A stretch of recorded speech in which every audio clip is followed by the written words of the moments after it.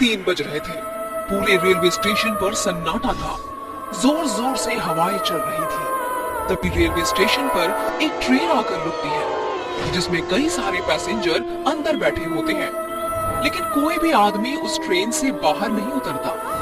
सभी लोग अपनी खिड़कियां बंद कर लेते हैं कि तभी अंदर से एक औरत अपने पति से कहती है, सुनिए जी, इस स्टेशन पर कोई उतर नहीं रहा, ट्रेन आगे क्यों नहीं बढ़ रही और सबने अपनी खिड़कियां क्यों बंद कर ली? कितनी गर्मी हो रही है, ऐसे तो मेरा दम घुट जाएगा। उसकी बात सुनकर तभी एक बूढ़ा आदमी कहता है, चुप करो, कुछ मत कहो।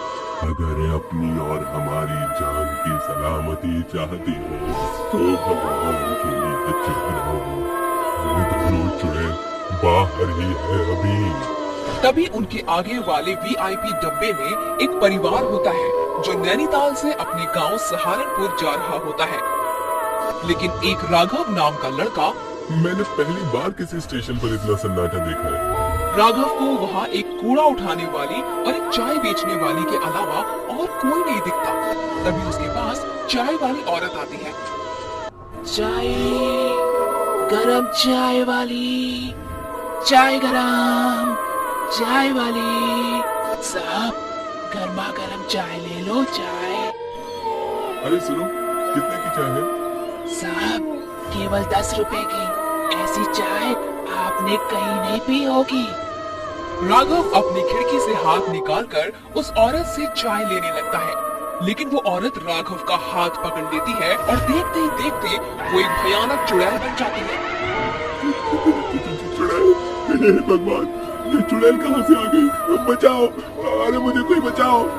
चुड़ैल राघव का हाथ काट देती है, जिसके बाद कूड़ा उठाने वाली चुड़ैल उसकी मुंडी काटकर अपने बोरे में डाल लेती है।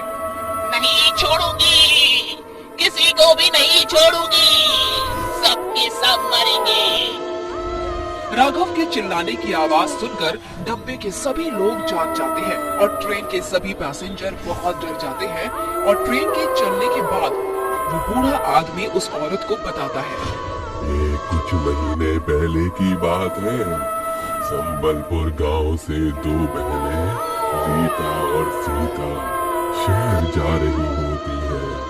वो दोनों ट्रेन में बैठ जाती हैं, जिसके बाद ट्रेन चलने लगती है।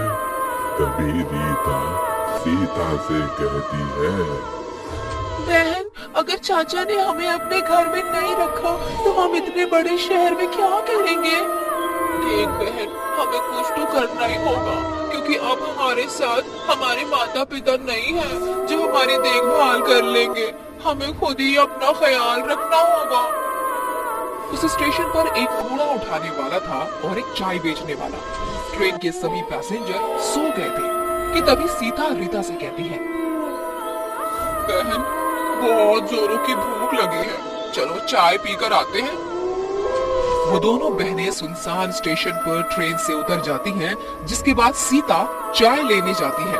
वहीं रीता को प्यास लगती है, इसीलिए वो पानी पीने के लिए कूड़ा बीनने वाले से पूछती है, भाई साहब, मुझे बहुत जोरों से प्यास लगी है, क्या यहाँ पानी मिल जाएगा? कूड़ा बीनने वाला उसे बहुत ध्यान से देखता है, जिसके बाद वो उससे कहता है, उस कमरे में पीने के पानी की टोटी लगी है, जाओ पी लो।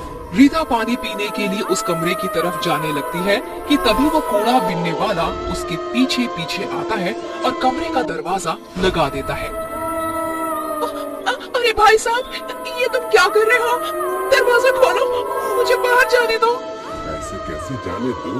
पहले वो काम तो कर दो जिसके मुझे पैसे मिले। क्या चाहते हो तुम? साफ साफ बोलो। रीता बहुत डर जाती है। इतने में वो आदमी एक खंजर निकालता है और उसके दोनों हाथ और उसकी मुट्ठी काट देता है। रीता वहीं मर जाती है। उसे मारने के बाद वो आदमी चाय वाले के पास जाता है।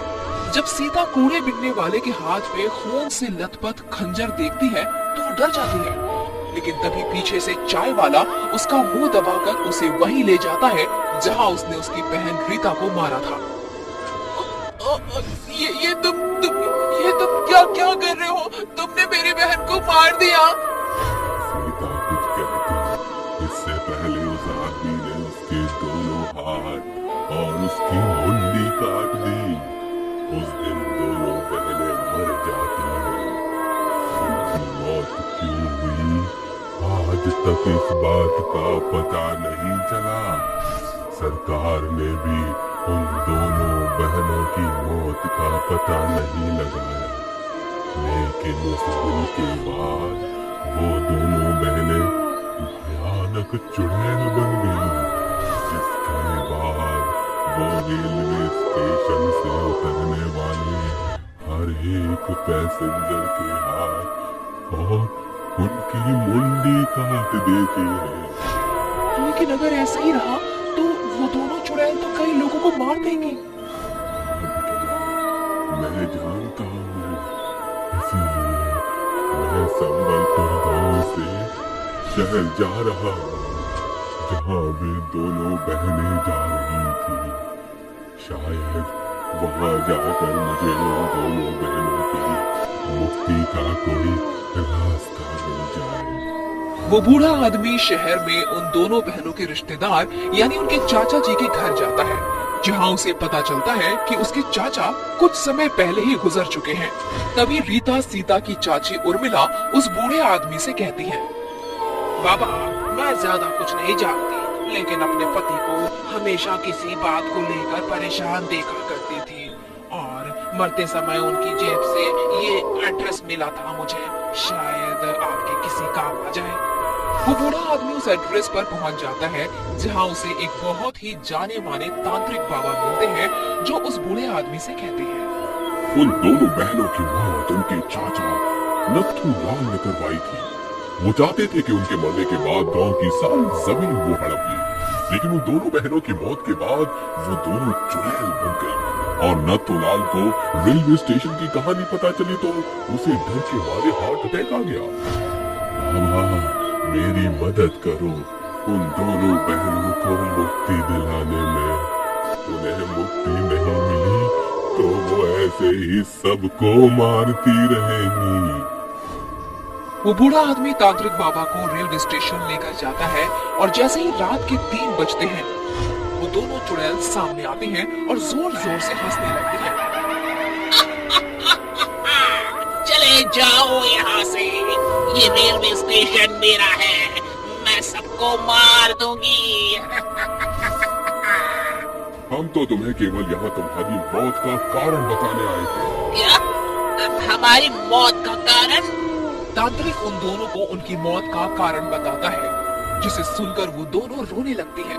तभी तांत्रिक बाबा उसके चाचा नाथूलाल की आत्मा को बुलाते हैं और इसके बाद नाथूलाल गिड़गिड़ाते हुए दोनों चुड़ैलों से माफी मांगता है। बिटिया, हमका माफ कर दो, हमसे बहुत बड़ी गलती हो गई।